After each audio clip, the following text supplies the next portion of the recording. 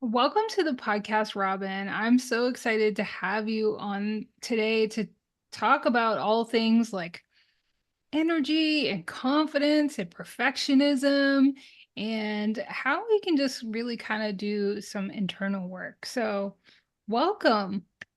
Thank you. Thank you so much for having me. I'm super excited to be here too. Yeah. So I am really interested in your background as a board certified behavior analyst. And then now you've transitioned into mindset and self-compassion coaching, which I think I've never heard that type of coaching, which is amazing. Yeah. And that's something we all need more of. So yeah, tell us about that. For sure. Yeah. Anytime someone asks me that, they're like, well, what does that mean exactly? And I'm like, well, we get to define it, right? Think about self love and how we hold ourselves with compassion and love. Mhm. But yes, I'd love to talk a little bit about my kind of history and why I transitioned. Um, I grew up knowing that I wanted to be a helper. Like, I didn't know exactly what I would do, but my whole life since I was Mhm. 3 years old, I was like, I'm going to be a teacher or a nurse or something where I'm helping other people. Mhm. And in college, I stumbled upon this really awesome position where I was what's now called a registered behavior technician. And I was working with the autistic community in their homes, in their schools, in their communities directly.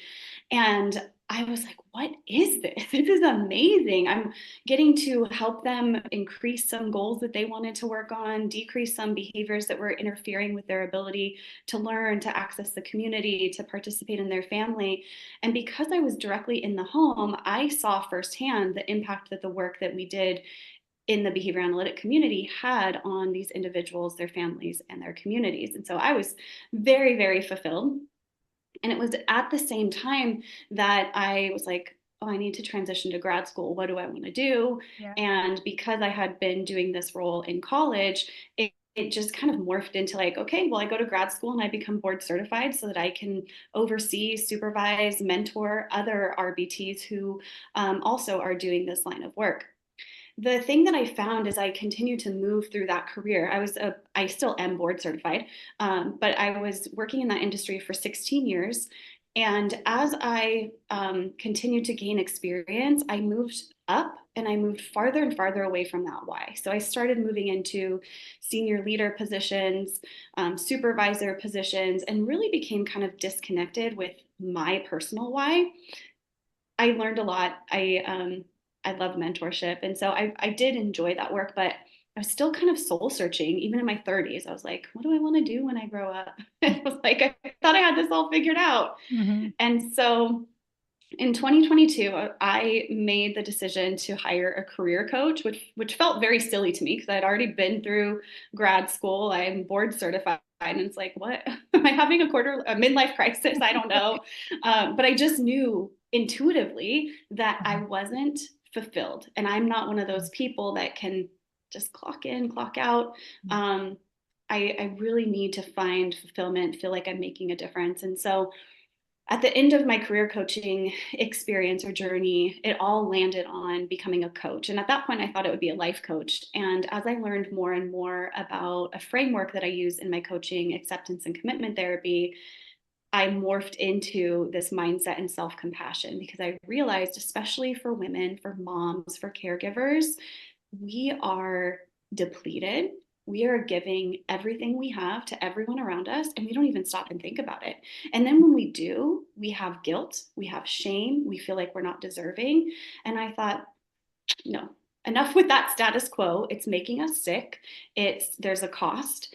And I think that I can help women in this community start to really build this love and this trust and help them kind of navigate their own journey. And so Mhm. I'm still doing meaningful work. I'm still very much connected to my why. It just looks so different than what I originally went to school for. Mhm. Wow. I mean it takes a lot of bravery to step away from what you've always done.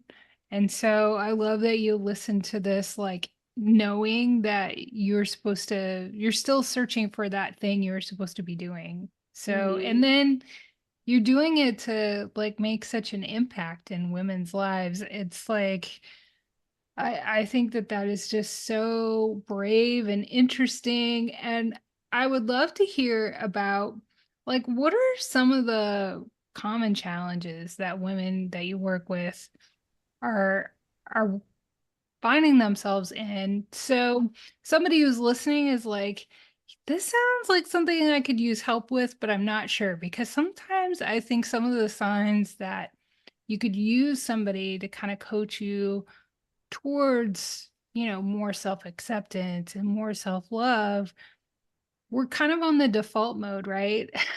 Hmm. So we don't recognize the signals and the signs and the challenges that we're facing. Right, right. I think the first thing is when I think about the women who are listening to this, I would assume that they are like me and we struggle with, first of all, asking for help. So, like, how do we know how to ask for help? Because Mhm. we are the person who everyone else is asking for help.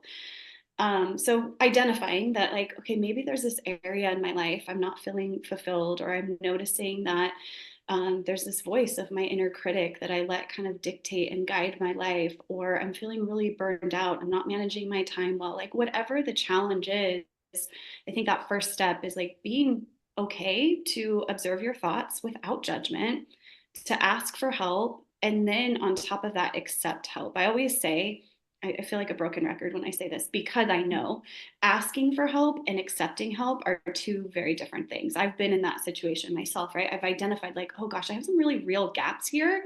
Let me Mhm. ask an expert. Let me find someone who's walked this path before me and ask for help. And I've taken that step. And then I've put up resistance when that help comes. It's like, oh, you know what? I think I just needed to identify that I had a hole here or that I needed some help. But now that you're like Mhm. leaning in, it's like, I got it. I can do this, because we feel, and society has kind of programmed us, that we're super women and that we have to do it all. So I Mhm. think just being willing to accept help and know that, I mean, we all have different strengths, and we don't all have to have all of them. And, like we were talking about earlier, like, this is what makes the world go round. The way that we can all show up in different capacities and share our gifts with one another is just going to Mhm. make us all better. Yeah. So, what are some of the things that women are suffering from that they need help with that when they find you?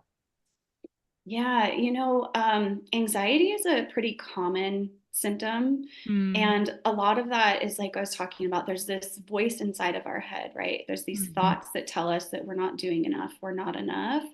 And we start to ruminate or overthink or become really Mhm. fused with those thoughts. So, anxiety is kind of a common symptom that is usually like the first thing that women write down on their intake form for me. Another thing that they say is, like, they're just kind of disconnected with themselves while they're giving to other people. They've sort of lost touch with who and what is important to them. And a lot of them obviously say, like, my family is important, but I just feel depleted by the time I'm ready to connect with them, because I've been running in a million different directions. Maybe I haven't managed my time well, or I don't know how to say no. Setting boundaries is a huge part Mhm. of a symptom that comes up a lot with the caregivers, the women that I support. And perfectionism is strong for a lot of us. There's a lot of, and I'd say this goes back to kind of that voice inside of our head, but there's a lot of us who are really struggling with all or nothing thinking, with just kind of perfectionistic types of vibes, and feeling like, well, if I can't do it perfectly, I'm not going to do it at all. And then letting that limitation hold us back. Yeah. Yeah. I just, all of that. I think we're just so conditioned to, like you said, think that we're supposed to do it all and be it all and have a capacity for everything all the time. And then we start Hmm. beating ourselves up. And Yeah. so I just, I love that, we're essentially giving permission to whoever is listening to this to ask for help. You don't have to do it on your own, because stop the googling. Yeah. Stop the YouTube university. And podcasts are helpful and they're resources, but they're like a passive action. It's Hmm. so it's it's such an act of self-worth and self-care to make an investment in yourself, to make a change. And so whoever's listening and needed to hear that, Right. I hope that just lands with you. So what are some of the strategies that if somebody's listening and go, uh-huh, yeah, I'm struggling with the overthinking, I'm struggling with the perfectionism, everything you just said, yep, that's me. What are some of the Hmm. ways in which you help women kind of begin to work through that? Because I know it's a lifetime journey. It's not something Hmm. one and done and overnight. We all struggle with it. Um, Yeah. And I love that you say that because I think like this common humanity piece is so important. So for mhm, those listening out there, know that you're not alone. And, even though this is the work that I do and I'm super passionate about, I too have these challenges and I too work with coaches and right. surround myself with community and Mhm, those like-minded individuals who I know can help me navigate it. And so I would say the first kind of step is acceptance, like mhm, accepting that you are having these thoughts, these feelings, these emotions. mhm, A lot of us were trained to kind of push this struggle away, right? We chase happiness, and when these uncomfortable thoughts, feelings, and emotions come up, we struggle with them. We're like, oh, don't want that. Okay, nope, I'm just going to put that in a corner over here and pretend like it's not happening. And so mhm, I think the first step is truly acceptance. And how do you get there? Well, you talk with people, you surround yourself with community, you share these stories, and someone else is going to turn to you and say, oh my God, I have that same challenge. And then mhm, you feel less isolated and less alone. And then I would say from there, once you have this acceptance of these thoughts, feelings, and emotions that are interfering, you get to observe them without judgment and unhook from them and know that they are temporary and that we're better able to fully experience joy and happiness and euphoria when we can also experience pain and discomfort. And there's a difference between living in pain and living in suffering, and a lot of mhm. us just live in that suffering by trying to push it away. Yeah, I mean, being connected with your emotions and being willing to feel the feelings, they get stuck. If you don't Mm-hmm. allow those feelings to happen and you're constantly suppressing them, that's just a real recipe for a lot of suffering and unhappiness. So I love Absolutely. that And you mentioned that because we are kind of conditioned to think that we're just supposed to be happy all the time or not feel, or we just don't even know how to feel the feelings or how to yeah, express them or what to do with them. yeah, So I love that yeah. you brought that up. And I just wanted to add on to that. You nailed it. Like we were programmed, we were conditioned this way. I mean, I would encourage anyone listening to kind of just think about your upbringing. And we know that our parents were, everyone's doing the best job they can, right? Right. Just like we are for our Yeah. children. But because society would say things like, suck it up, buttercup, or be a big girl, don't cry, like we were actually punished for having emotion, right? So we were absolutely programmed to be like, oh, there's something uncomfortable, let me shove Mhm. that down and put that away and put on my smile. And another thing is Mhm. women, right? How many times do we get told, why aren't you smiling? You're not happy. And it's like, I'm fine. I'm just here. Right. Yeah, I mean, that just kind of leads me into like as parents, we can fall into this trap where we kind of have our children dictate our emotions and that's just a really bad place to be in. And so, especially as moms, if you're able to have a coach that can help you work on your emotional well-being and emotional control, it really has an amazing trickle down effect to Mm-hmm. your children for sure. So I love that. But when someone finds you, do are they intimidated like maybe by some of the spiritual side of things that you kind of address, or how do you make them feel a little more comfortable about that? I think so. And I do think it's important to recognize that it's really important to find a coach, to find a therapist, to find whoever's supporting you that you feel energetically connected to and you feels like a really good match. And I fully understand that I'm not that Mm. for every person. Yeah. So most of the people that I'm kind of calling in are on this spiritual journey and they Mhm. enjoy energy work and Mhm. they're kind of on this journey of self-discovery. And so Mhm. there might be a little bit of intimidation, but what I found is it's more so about self doubt. And again, going back to the voice of their inner critic, they often feel like, well, I'm not worthy, or if I give to myself in this way, what will I be giving up? There's a lot of like Ah. loss associated with investing in themselves or going on this journey. And so, I was my number one thing for anyone who's working with me in any capacity, and I have several ways to even just connect with me in community, Yeah. is to make sure that women feel supported and that Right.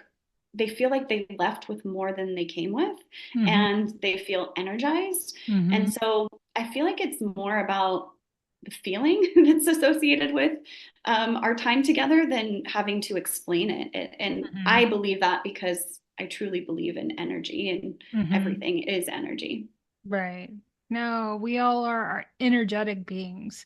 Mm-hmm. And whether you believe in that or not, I mean, just watch a full moon and the moon affects the tide, and we Right. are so much made up of water. So how can it not Yeah. affect us? And so Right. just because you can't see it doesn't mean it doesn't exist. And when somebody who's really upset walks in the room, you feel an energetic shift, Mm-hmm. and that's There's for a a whole reason. vibe. Yeah, Right, right. absolutely.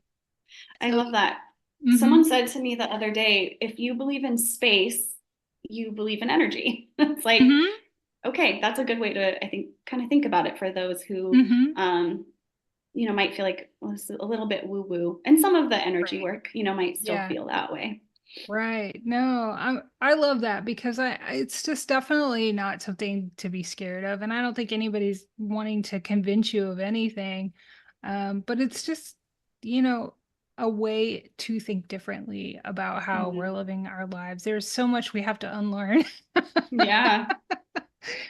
So I love that. And so one of the things too is that you help women live more in alignment with their values, right?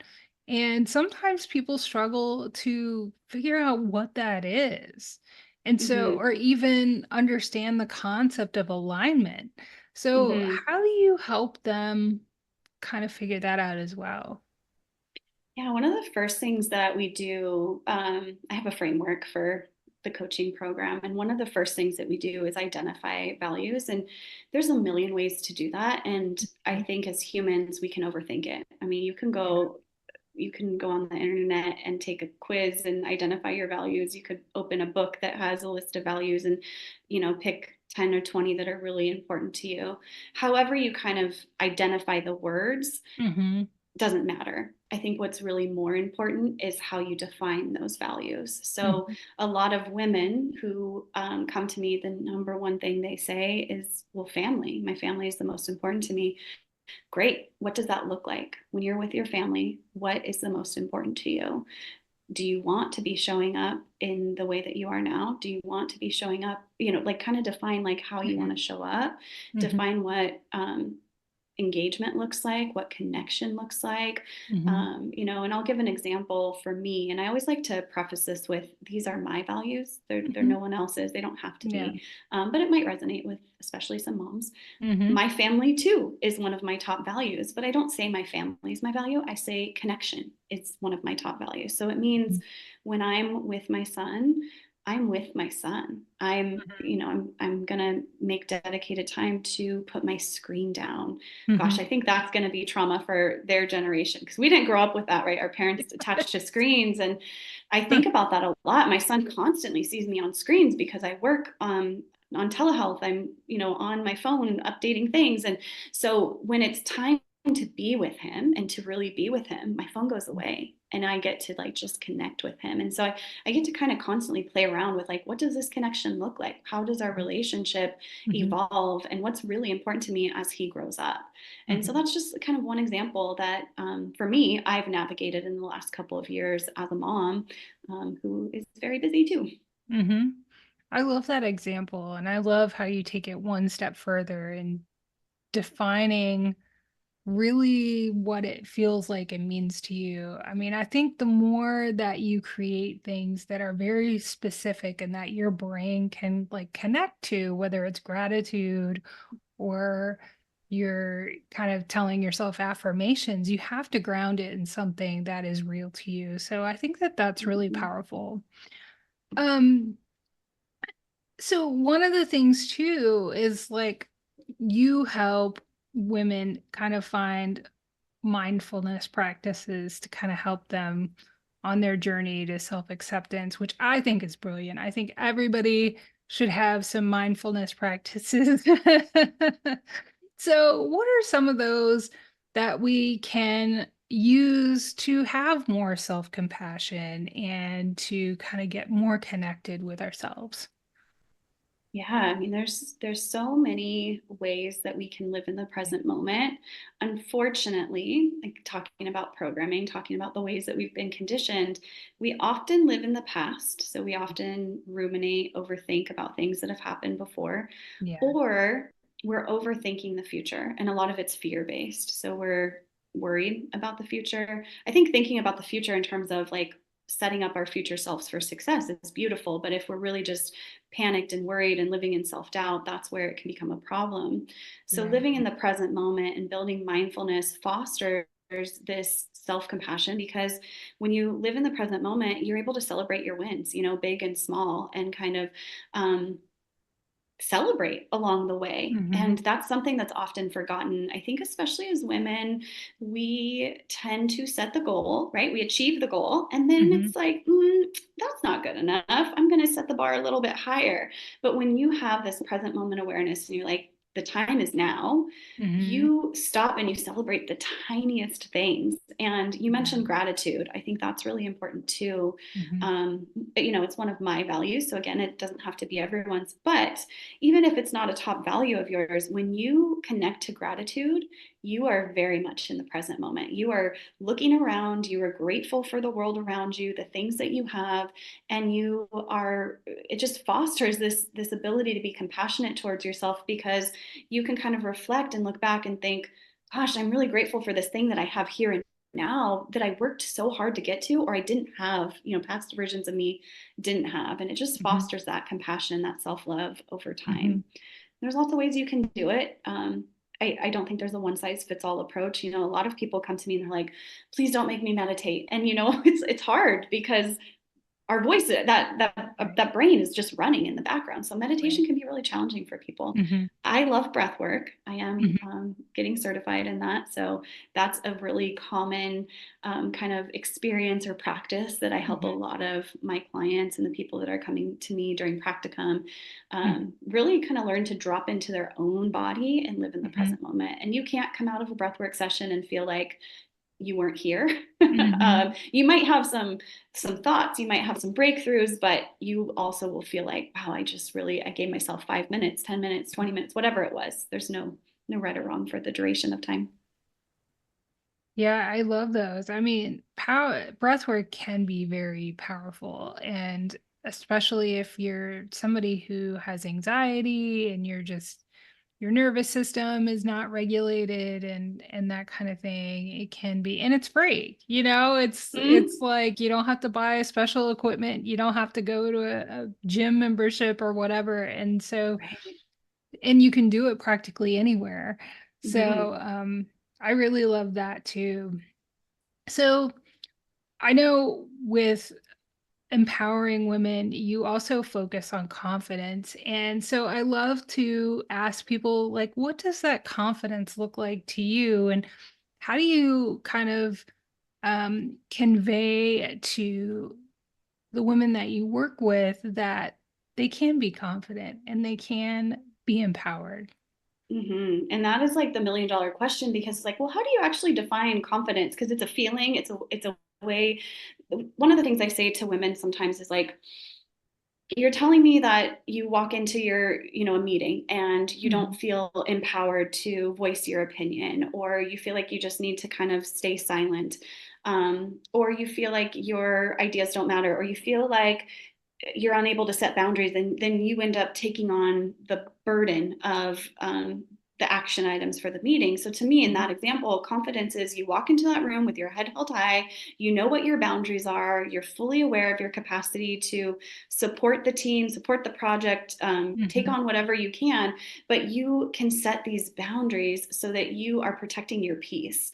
Mhm. And I think that, again, it's like, okay, well, that's nice. That sounds good, but like, what does it feel like? And it's Mhm. like, I wish I had the magic pill, but unfortunately, like, the secret to confidence is taking action. Like, it's one step at a time. And as Mhm. your actions towards your values, as your actions towards what matters to you, Mhm. kind of compound over time, you build this confidence. And so I just Mhm. say, let's trust the process, find ways to protect your peace. Mhm. And I don't have like a guarantee, right? Because I think this work, especially this healing journey, it's very much an internal process, and I'm just a guide.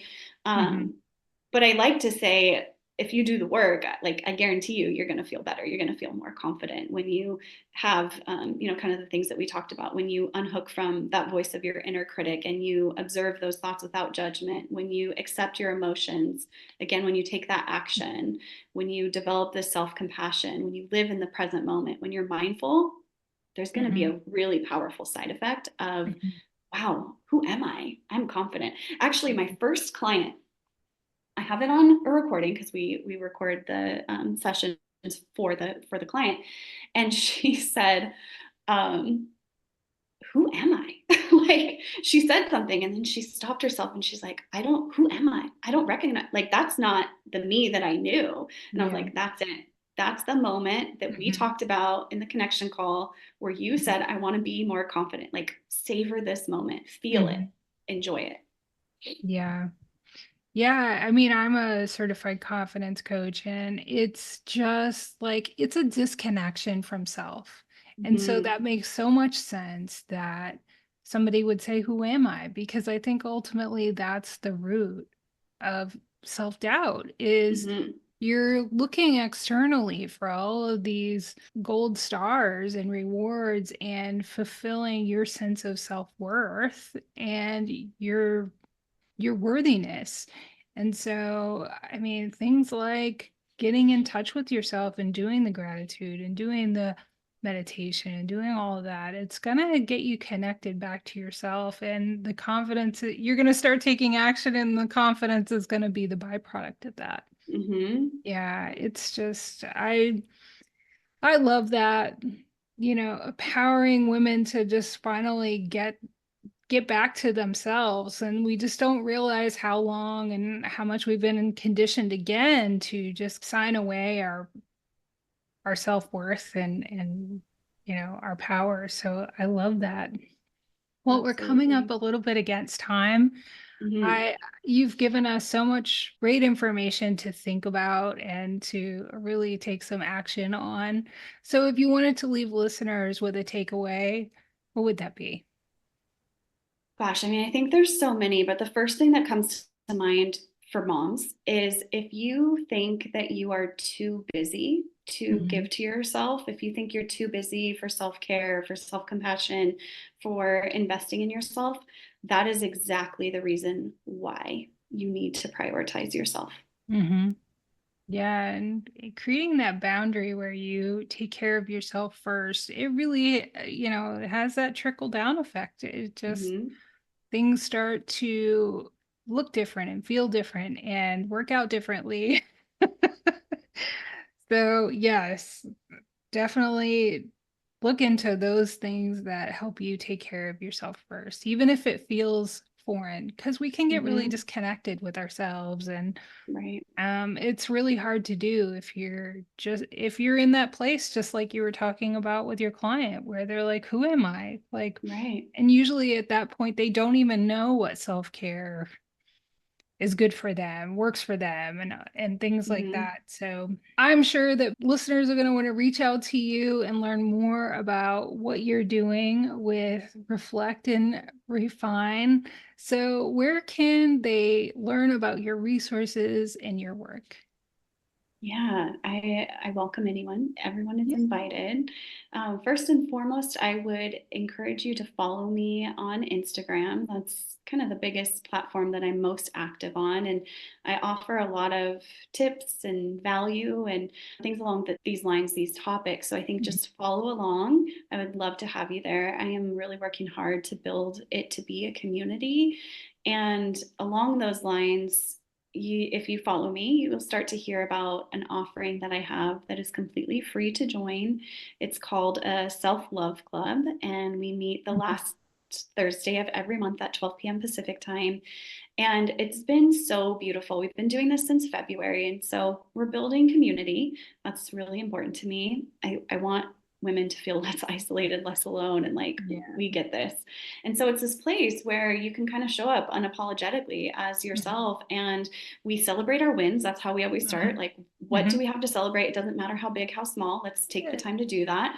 Connect with our gratitude. We Mhm. do a little bit of breath work. So just Mhm. connecting with the present moment. And then sometimes we do some journaling. Sometimes it's a discussion. Sometimes some woman says, hey, I have this problem. Like, can we brainstorm? And so it's just this really beautiful space to kind of start to kind of get a taste of like, what does it feel like to take care of myself? So I would love to invite anyone to join me there. And you'd also find any of my other offerings there, breath work, as well as my signature program. I have a 12-week one-to-one coaching program called Nurture Her.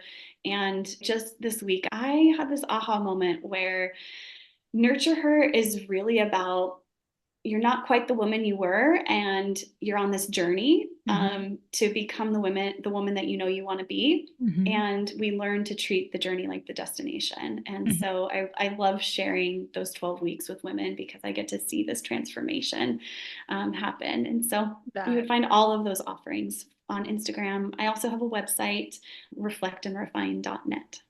I love that. And I'll leave show note in the show notes, I'll leave links to all of that. And if Um, anybody listening has not been in a community of like-minded women or anybody like-minded, there's just so much power just in that and not feeling alone. And it's like loneliness is an epidemic and we don't need to feel alone. I don't know why there is, with so much technology to connect us, we're lonelier than we've ever been. So if you're mhm. feeling that way, if you're feeling like you haven't found your people to be in community with, I encourage you to do that. So I love that. Thank you so much for being on the podcast. It's been a powerful conversation.